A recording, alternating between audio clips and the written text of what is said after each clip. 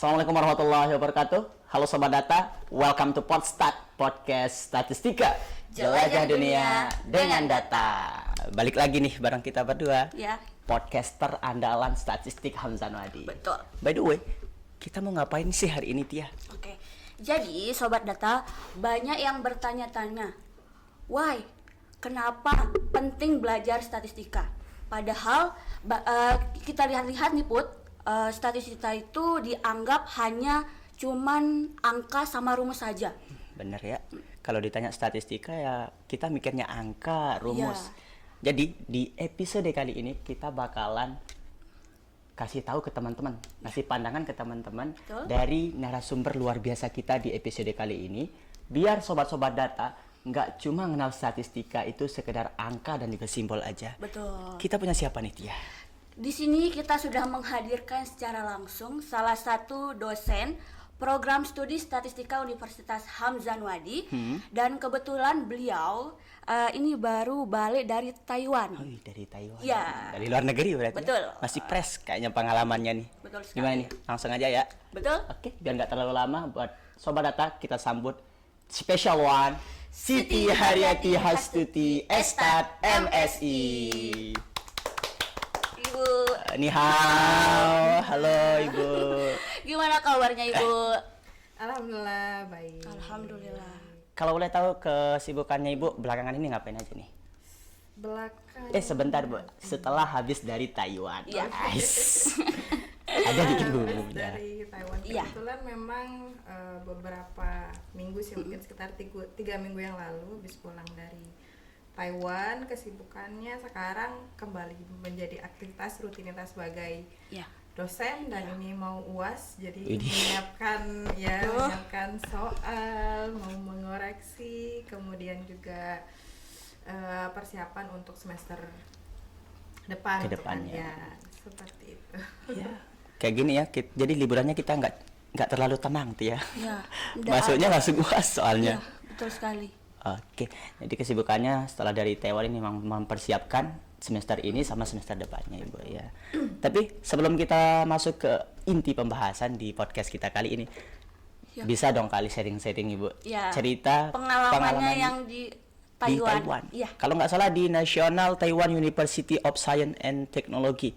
Betul. Disingkat dengan Taiwan Tech. Berapa lama itu Ibu? Sekitar 2 bulan, itu dari awal Oktober sampai awal Desember. Jadi pulangnya kemarin tanggal 7 7 Desember. Ya, seperti itu. Berarti di situ jalan-jalan berarti ya? Oh, enggak. Satunya, Oh, jalan-jalan ya. 50%-nya kayaknya Ibu ya, jalan-jalan. Mungkin karena orang melihat sosial media. Di sosial media, jadi benar. banyak kegiatan jalan-jalan yang memang tidak dipungkiri. Salah satunya juga di sana ya jalan-jalan misalnya untuk explore negara Taiwan itu seperti apa, tapi juga di sana belajar karena selama 2 bulan itu juga statusnya sebagai mahasiswa. Mahasiswa bridging atau pre-doktoral selama 2 bulan. Jadi kegiatannya juga kuliah ya. Kuliah selama memang tidak setiap hari ya. Jadi 2 kali seminggu ada kuliah juga yang diisi oleh dosen di sana, oleh profesor. Kemudian kita juga ada bimbingan gitu ya, bimbingan dan juga konsultasi dengan calon pembimbing yang ada di sana. Bahas topik penelitian yang mungkin mau kita lakukan nanti kalau jadi sekolah di sana. Oke. Kalau boleh tahu Ibu, ini programnya ini khusus untuk dosen atau gimana? Bau-bau S3 nih Bu. Jadi kalau ditanya programnya memang khusus dosen. Jadi dosen. itu program dari Kementerian Pendidikan Tinggi ya kalau sekarang, atau mungkin dikenalnya itu Dikti.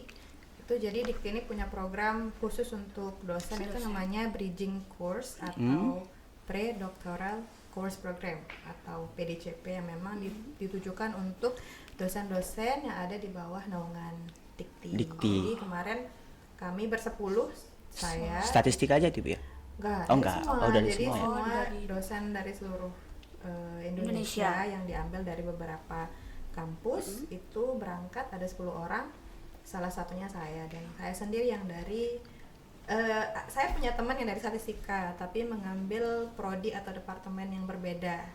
Bidangnya yang sama berarti. Bidangnya di sana, karena di sana kan dipilih ya, maksudnya Iya. nanti masuk ke prodi mana. Kalau saya sendiri masuk ke Departemen Computer Science and Information Engineering atau ilmu Di- komputer dan teknik Teknologi. informatika. Widih. Ya, jadi agak Kayak beda. Beda ya. Berarti Beda. berarti kita nggak salah ngundang narasumber nih, Betul. ya. Bahaya. ngomong-ngomong Ibu soal dosen, kan Ibu ini kenapa Ibu memutuskan untuk mengambil profesi sebagai seorang dosen? Kan kita tahu nih banyak banget profesi. Atau Ibu emang udah cita-citanya dari kecil ingin menjadi dosen? Atau udah dari kayak tiba-tiba nih mau jadi dosen Nggak mau kayak Budino Siregar gitu, Bu. Jadi kapal laut. Enggak ya. Kira-kira kenapa tuh, Bu? Kenapa Ibu memilih profesi dosen?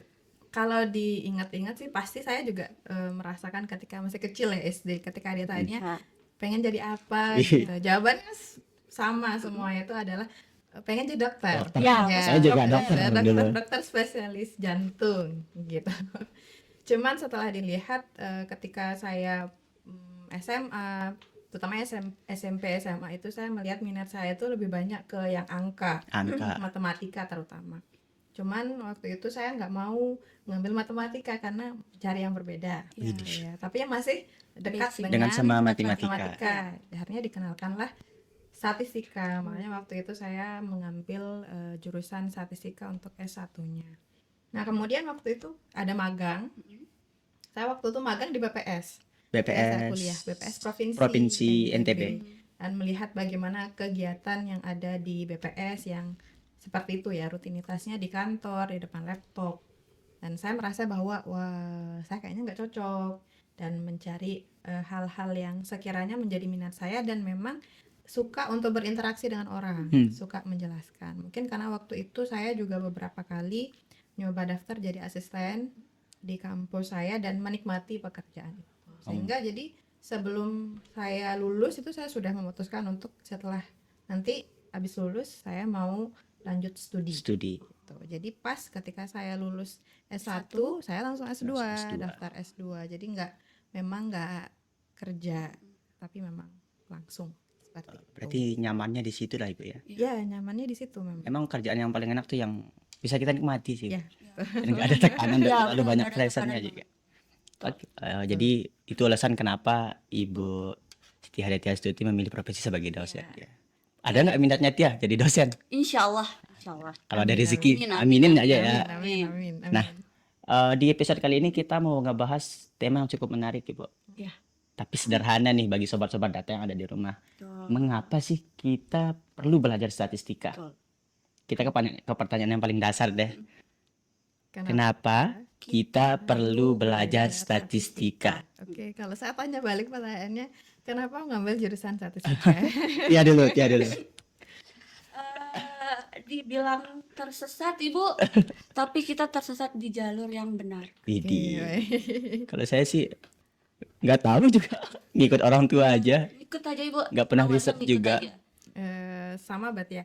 Kalau dulu juga saya berpikirnya bahwa statistika itu relate dengan matematika. Matematika. Dan sering kali pertanyaan di awal itu adalah pertanyaan ngapain sih belajar statistika Benar.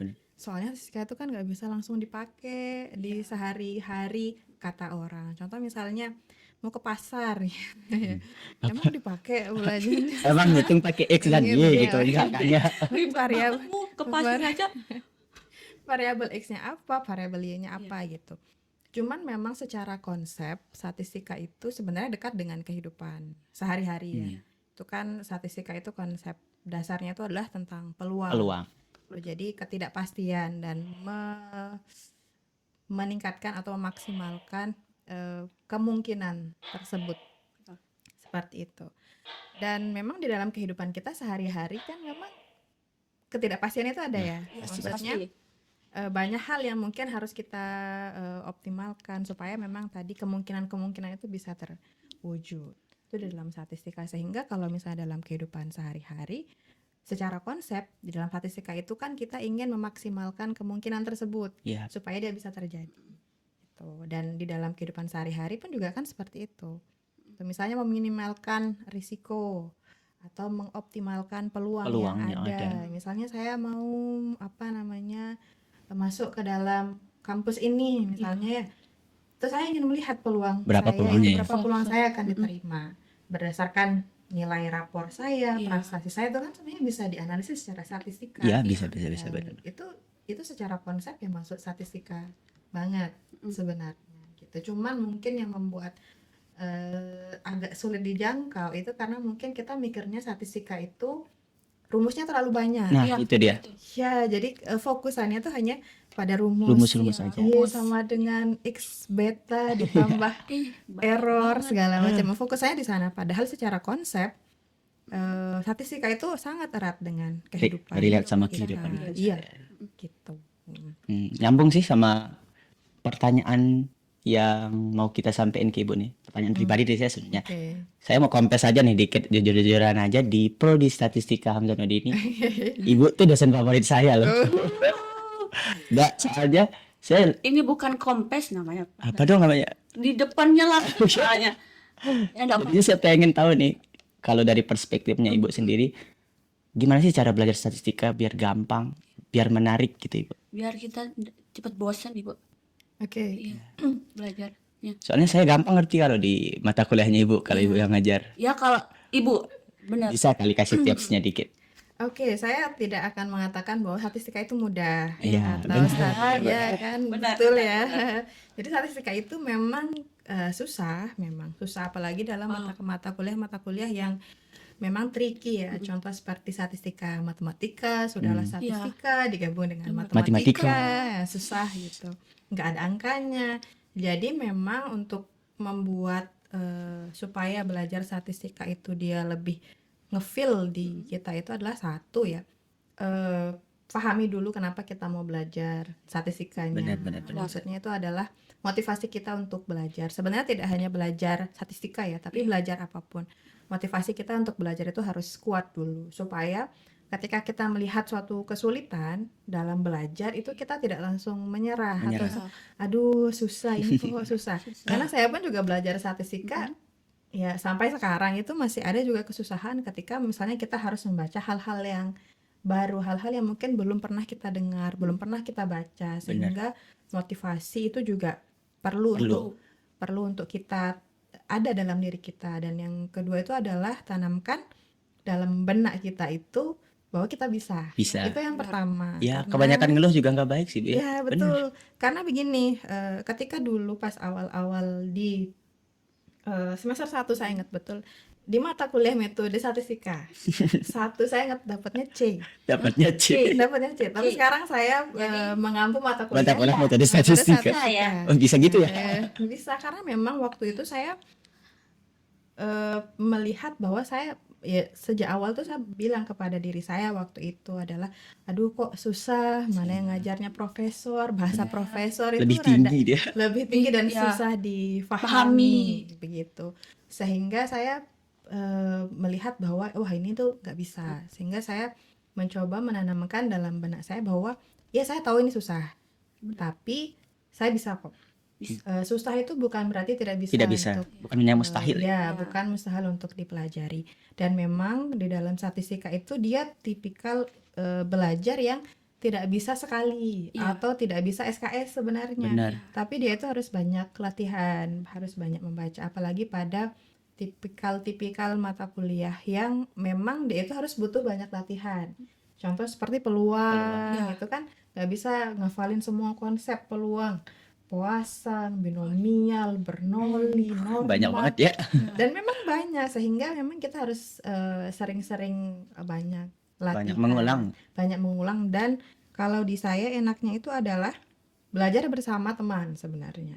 Ya, jadi nggak cuman belajar sendiri. Kalau sendiri kan mungkin suntuk ya. Benar. Aduh, males, udah gampang capek. ke distract juga Ibu. Begitu. Tapi kalau misalnya kita belajar dengan teman yang memang mau belajar, bukan mau gosip, ya. Naila. Nah, itu berarti harus ini ya, saling ini kan. Jadi kadang kita ngeliat teman kita belajar kan, aduh dia rajin banget belajar gitu. Jadinya ikut kita Ibu. Benar. Terbawa arus kita. Terbawa. Dan mungkin kalau untuk case-nya statistika, itu karena statistika ini dia aplikatif tipikalnya. Artinya kita sudah tahu bahwa statistika itu ada ilmu alat Ya. yang dia tidak bisa berdiri Tidak sendiri, bisa berdiri pasti sendiri. dengan yang lainnya gitu. Sehingga memang buatlah sebenarnya mini project untuk diri sendiri. Hal-hal yang paling sederhana. Contohnya. Contoh misalnya, kalian biasa nggak buat nge-track pengeluaran kalian sebulan? Enggak sih. Enggak sih, Bu. Enggak. Misal saya belajar Nggak sejak pernah saya SMA. Jadi kita bisa tahu dengan meng-track atau menganalisis pengeluaran kita selama sebulan, itu kita tahu kita tuh paling banyak pengeluarannya di mana. Di mana? Gitu bisa. Itu hal yang paling sederhana, misalnya project untuk diri saya. Jadi saya setiap ngeluarin uang belanja tuh saya catat. Wah. Untuk apa? Gitu. Jadi nanti kita bisa menganalisis dari situ kebiasaan belanja kita tuh seperti apa. Banyaknya misalnya belanja jajan atau belanjanya itu adalah pergi nge-game, misalnya ke warnet, Waduh. misalnya. Nah, itu bisa kita analisis untuk hal yang Untuk sederhana. Jadi dari situ tuh kita bisa mengetahui dari diri kita, project untuk diri kita sendiri. Itu bisa. Bisa tuh diterapin buat sobat-sobat data yang ada di rumah. Jadi nggak bingung lagi nih, kok tiba-tiba uang saya dari segini. Ya, Baru awal bulan kok tiba-tiba udah nipis-nipis aja gitu ya. Tapi kalau buat orang itu Ibu, ya udah keluar aja. Ada yang bukan ndak kayak seteliti Ibu. Statistika banget. ya karena tadi statistika itu sebenarnya bisa dimanfaatkan atau diaplikasikan dalam kehidupan sehari-hari. Benar. Hanya saja mungkin kita nggak tahu konsepnya, Iya.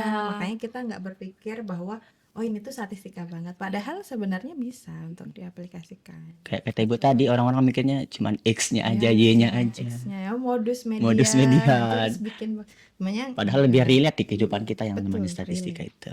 Oke.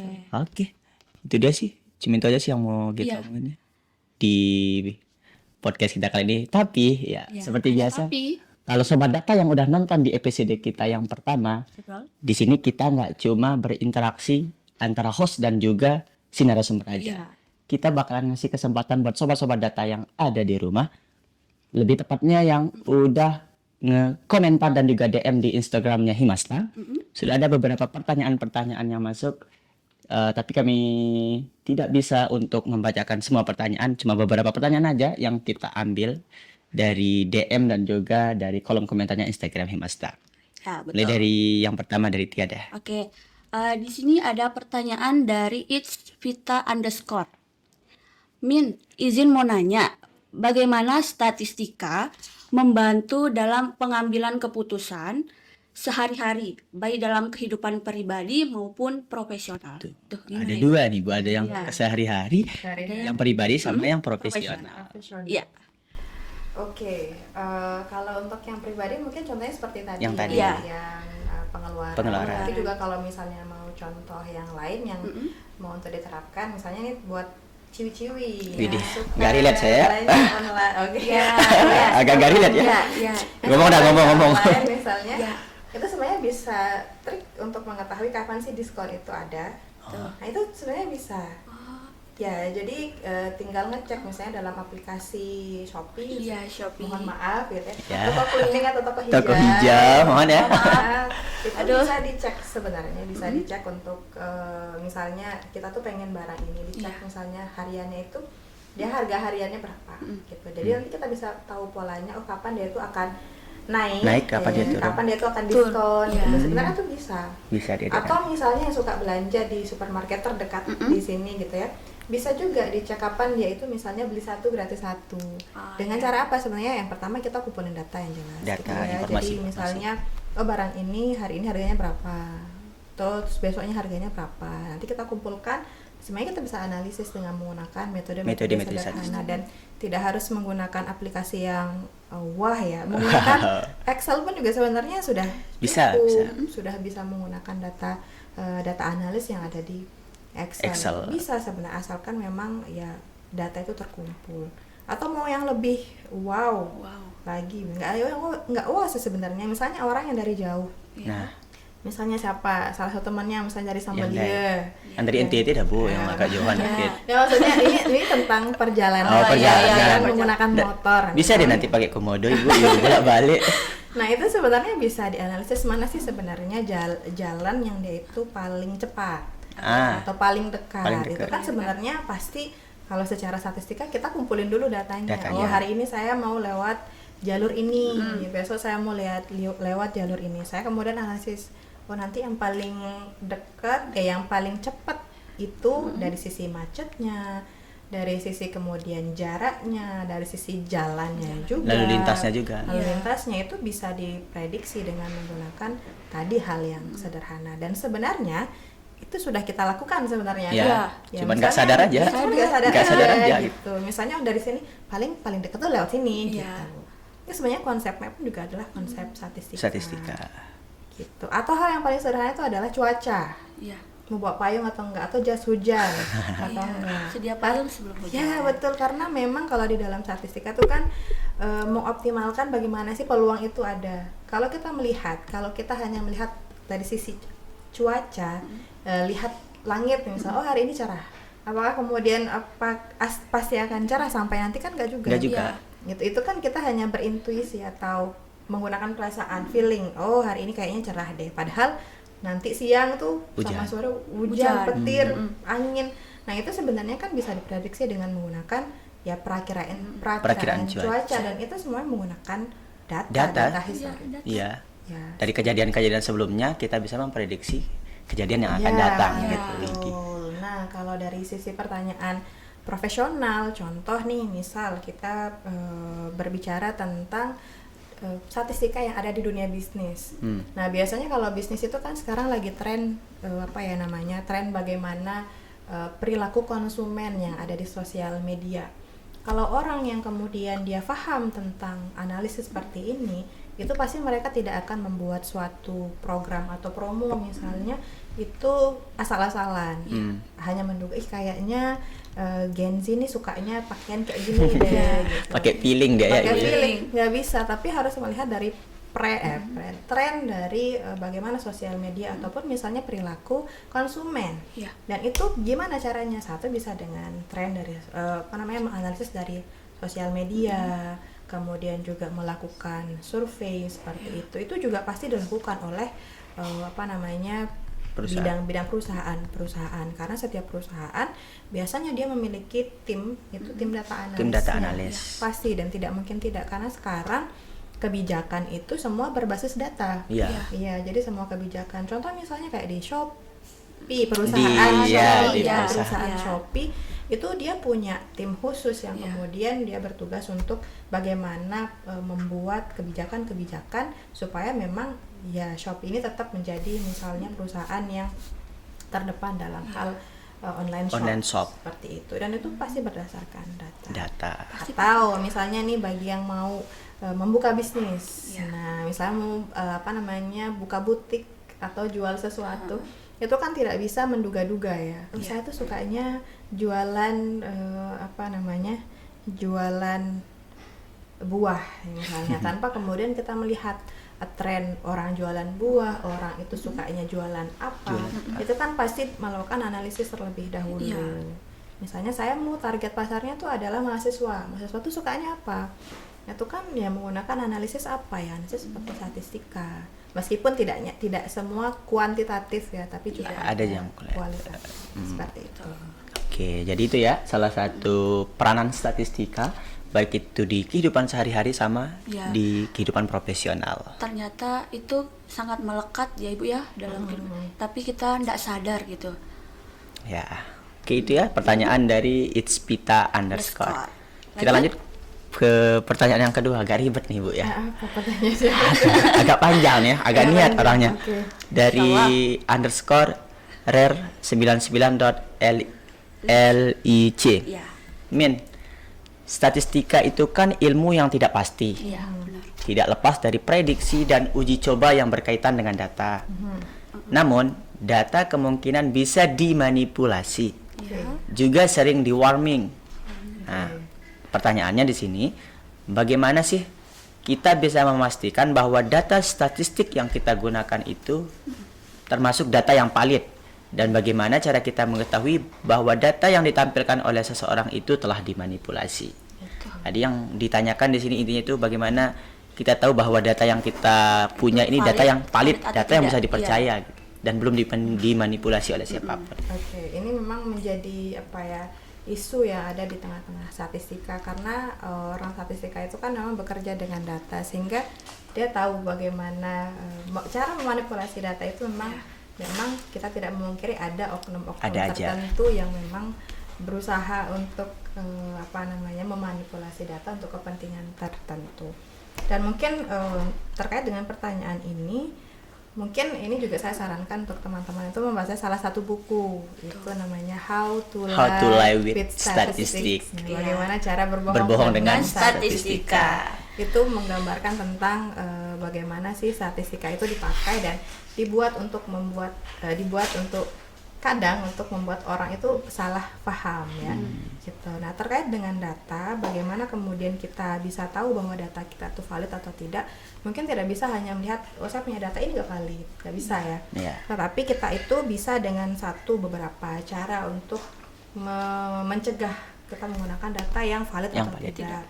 Yang pertama jelas pastikan sumbernya. Iya, benar. Sumber itu dapat dari mana datanya? Apakah data dari instansi yang sudah terpercaya, contoh misalnya BPS, atau misalnya dari instansi yang memang sudah kredibel gitu, misalnya seperti Dinas Kesehatan ataupun dinas-dinas yang lainnya. Jadi memang harus kita ketahui sumbernya dari mana. Kemudian kita juga bisa tanyakan berkaitan tentang metode yang dipakai apa. Nah, terutama dalam pengambilan sampelnya, itu sampel apa yang dipakai. Jadi mestinya data itu kita tahu dia tuh diperoleh seperti apa. Apakah dengan menggunakan survei, apakah dengan menggunakan kemudian wawancara, atau misalnya cuma sekedar tanya-tanya aja. Saya cuma nyebar pakai online misalnya. Itu kan ya perlu dipertanyakan seperti itu. Itu kalau dari sisi ininya ya. Kemudian kalau dari sisi datanya, kita bisa membandingkan dengan data yang relevan atau data yang serupa. Contoh misalnya data kesehatan misalnya dari A dan juga kita lihat dari B. Biasanya itu ya sebenarnya nggak beda-beda jauh kan. Contoh misalnya hal yang paling gampang itu adalah ini kemarin pilkada atau enggak pilpres itu quick count. Nah, quick count itu mestinya kan dia nggak beda jauh antara survei yang antara dari lembaga ini atau lembaga yang ini tuh mestinya dia nggak berbeda jauh. Kalau ada yang sangat jauh berbeda itu perlu dipertanyakan. Ini kayaknya ada kepentingan. Itu karena memang ya mestinya kan nggak banyak ya, maksudnya tidak banyak perbedaan.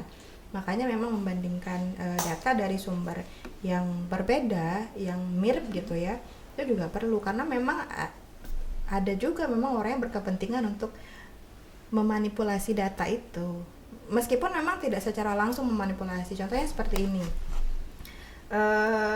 sebenarnya datanya kan banyak ya, tapi dia dipotong. Jadi hanya menampilkan bagian tertentu saja yang dia inginin aja, yang dia inginkan saja. Jadi apakah dia memanipulasi? Sebenarnya nggak manipulasi, datanya memang seperti itu, memang real. Cuman dia tidak menampilkan semua keseluruhan data, sehingga yang kita lihat itu hanya ya bagian yang bagus aja, padahal yang jeleknya juga banyak gitu. Itu sih sebenarnya. Jadi yang bisa dilakukan ya satu, mengecek cross-check dulu sumbernya, kemudian kita bisa bandingkan dengan data-data yang relevan. Kalau secara analisis sebenarnya bisa juga dicek begitu ya, misalnya dengan menggunakan, saya lupa namanya, Bonfert Law kalau nggak salah, untuk melihat apakah datanya aneh atau tidak gitu. Tapi yang mungkin yang belum pernah belajar statistika itu kan yang paling bisa kita lakukan itu adalah cross check sumbernya, kemudian siapa yang mengumpulkan data, kepentingannya dia untuk mengumpulkan data apa, tujuannya apa. Tentu itu akan berbeda. Nanti kita bisa ngecek di sana. Oke, itu ya.